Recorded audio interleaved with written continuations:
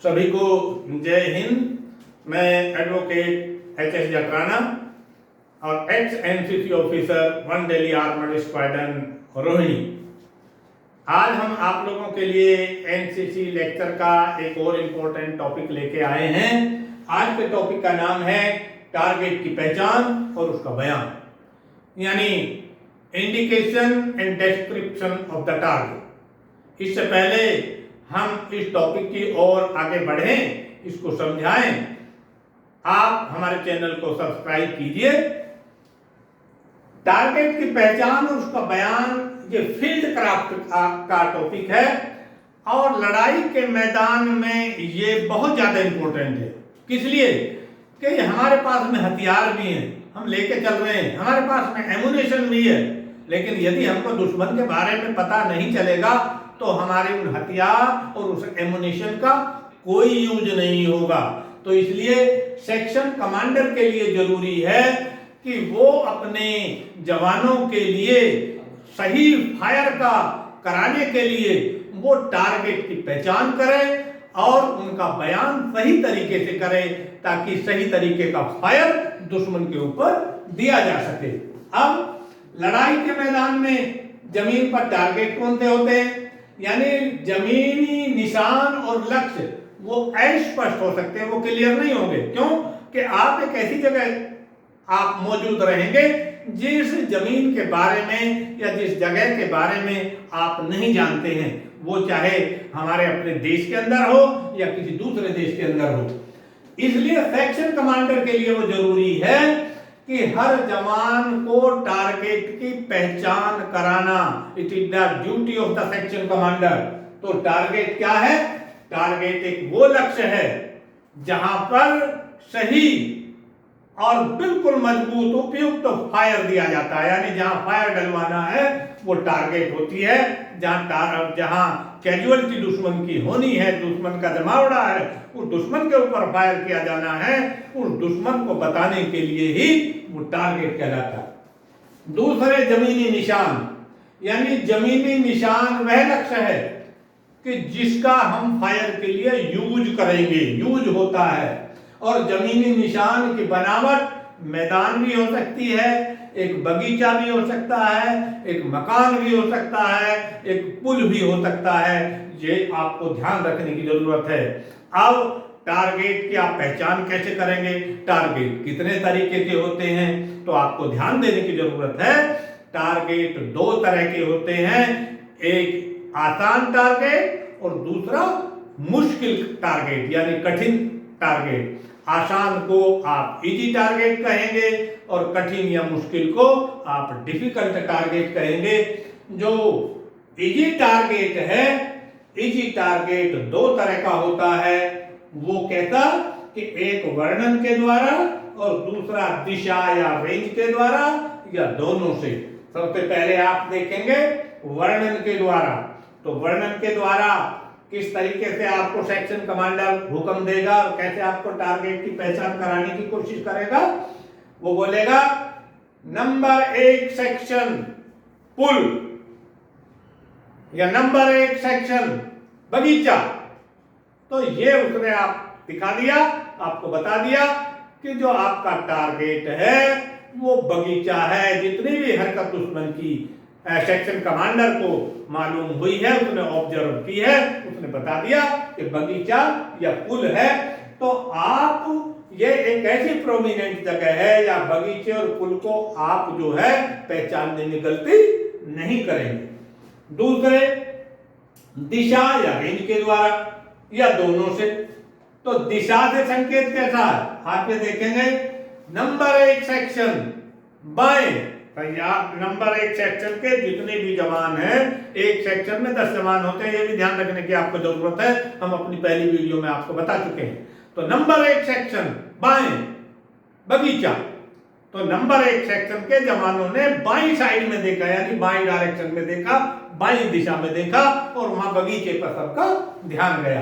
तो इसका मतलब ये है, यानी दिशा से इस तरीके से आपको जानकारी दी। अब है रेंज के द्वारा, यानी रेंज का मतलब दूरी। दूरी का अंदाजा आप किस तरीके से लगाएंगे? दूरी के अंदाजा लगाने के बारे में हम आप लोगों को अपनी वीडियो में पहले ही बहुत अच्छे तरीके से समझा चुके हैं, आप देख ही रहे होंगे और उससे आप देख भी सकते हैं। तो रेंज के द्वारा कैसे करेंगे? नंबर 1 सेक्शन 600 मकान, तो नंबर 1 सेक्शन ने 600 जगह देखा, 600 के दूर सामने देख रहे हैं, वहां जो है आपका मकान है, पुल है, बगीचा है। तो इस तरीके से रेंज के द्वारा। तीसरे तरीके से होता है कि दिशा भी, यानी जो ये दिशा है, दिशा के द्वारा भी, रेंज के द्वारा भी।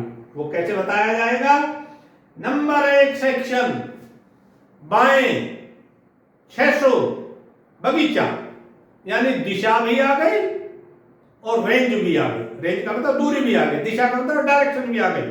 नंबर 1 सेक्शन दाहिने 600 बगीचा, तो सभी जवान जो है वो कहते हैं वो दाहिने देखेंगे या बाएं देखेंगे, जिधर ऑर्डर दिया जाता है। जितनी दूरी है लगभग उतनी दूरी पर देखेंगे, वहां आपको बगीचा या जो भी वो जगह है वो दिखाई देगी, तो आपका सभी का अटेंशन उस साइड में हो जाएगी। इस तरीके को कहते हैं इजी टारगेट।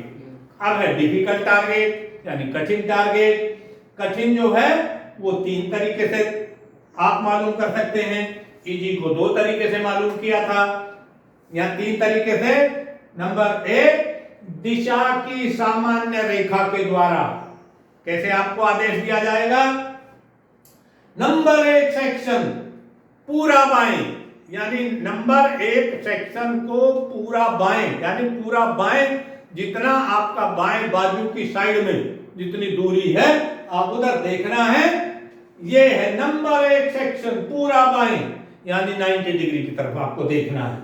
तो ये आपने दिशा के द्वारा देख लिया।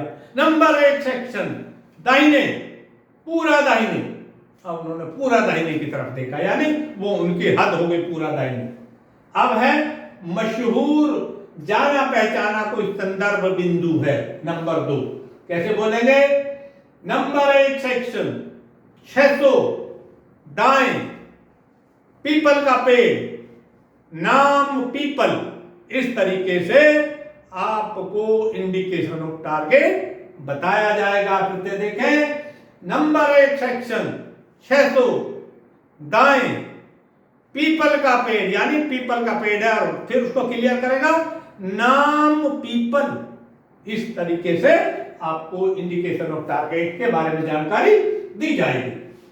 अब है नंबर 3, घड़ी का तरीका, यानी पहला तरीका दिशा का, दूसरा तरीका संदर्भ बिंदु का, और तीसरा तरीका घड़ी का। वो कैसे? नंबर 1 सेक्शन गोल दरख्त, यानी गोल दरख्त का मतलब गोल पेड़, दाहिने 4 बजे, 3 बजे, 2 बजे, जितना भी दूरी है जो बजे की लाइन से, यानी घड़ी के माध्यम से। उसमें आपको डिग्री नहीं बताया जा रहा, डिग्री में हम पहले आपको बता चुके हैं डिग्री किस तरीके से मापते हैं, वो फाइलिंग में डिग्री मापी जाती है। यहां वो कह रहे हैं कि नंबर 1 सेक्शन गोल दरख्त, दाहिने 4 बजे, आम का झुंड या बड़े बड़े पेड़, तो वहां जो है सब बड़े पेड़ हैं। यहां क्या है, इसमें देखने वाली बात है, संदर्भ किसका है? गोल दरख्त यानी पेड़ है। दिशा का भी पता है, दाहिने या बाएं। घड़ी 4 बजे या 2 बजे, 3 बजे, 11 बजे, 10 बजे, उसका पता हो जाएगा आपको। आपको ये सब याद रखना है। और लक्ष्य कहाँ है? यानी आम का झुंड या आम का बगीचा, यानी उस बगीचा जो है, मेन चीज आपको बगीचे के बारे में पता है। हरकत कहाँ हो रही है? बगीचे में। कहाँ है? यानी गोल पेड़ है, दाहिने की ओर है, 4 बजे है, और वो जो है आम का झुंड है या बगीचा है।